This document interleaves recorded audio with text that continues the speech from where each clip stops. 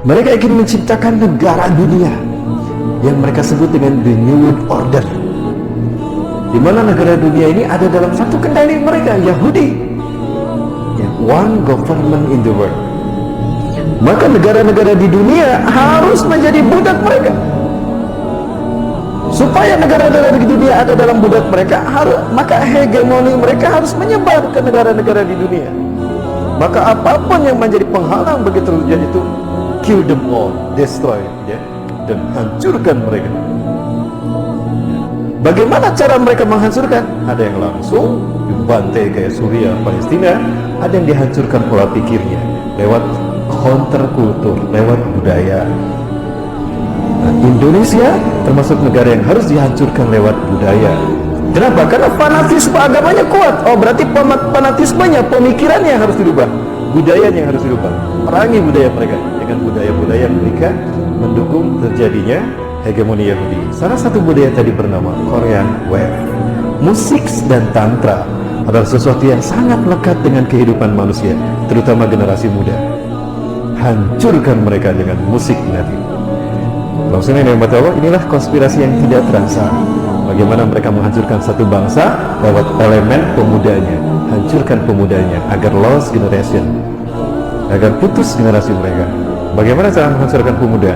Yaitu salah satu senjatanya Korean Wave, yang tidak disadari Korea menjadi bagian dari instrumen Yahudi dan Nasrani Dajjal untuk menghancurkan dunia Islam. Mereka yakin bahwa the God who's waited, Tuhan yang mereka tunggu-tunggu, itu akan segera datang. Ciri-cirinya apa?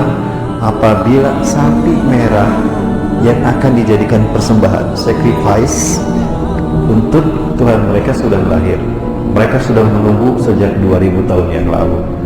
Qadarullah, Allah kasih perangsangan. Kalau bahasa kitanya istidraj, bahasa Arabnya. Ternyata sapi yang mereka tunggu-tunggu itu lahir. 2000 tahun setelah 2000 tahun menunggu.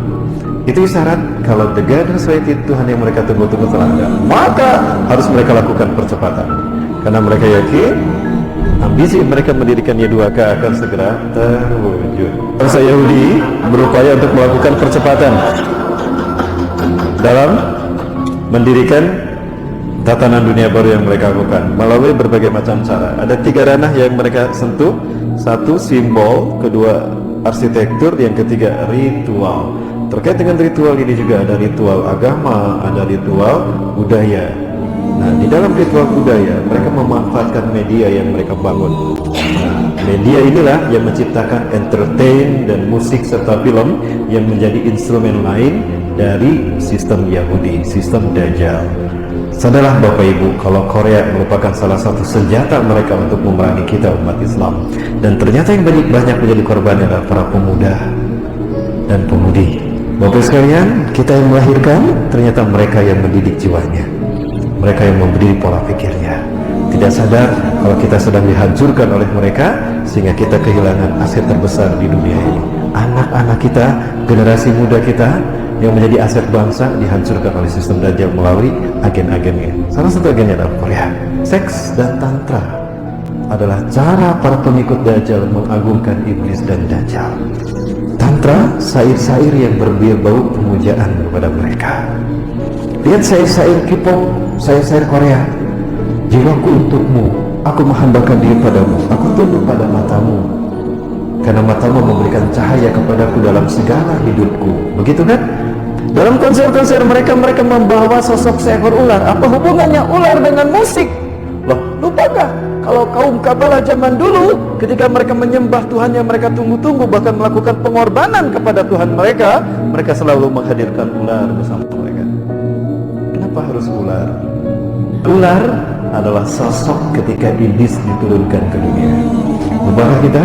Ketika iblis atau Azazil, yang bernama nama asli Azazil, tapi Allah ganti namanya. Azazil itu nama dari Allah. Azail, Azza yang dimuliakan, Il Allah, Azazil yang dimuliakan Allah. Tapi karena dia sombong, tidak mau sujud kepada Nabi Adam ketika Allah perintahkan, Allah kutuk dia menjadi iblis, pembangkang. Allah turunkan iblis ke dunia di Dasta Maisa. Kalau Nabi Adam turun di Hindustan, di Nepal, Siti Hawa di Jeddah, iblis diturunkan di Dasta Maisa, Irak, dalam wujud seekor ular besar. bertanduk, bersayap, bercakap, bisa mengeluarkan api, dan bisa berbicara. Ular apa? Ular naga. Maka ular selalu dihadirkan untuk menunjukkan kalau iblis pun hadir bersama kami.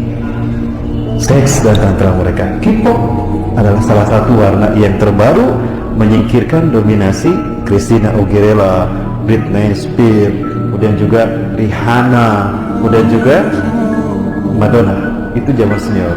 Maka muncul kelompok artis Illuminati berikutnya. Siapa? K-pop Korea.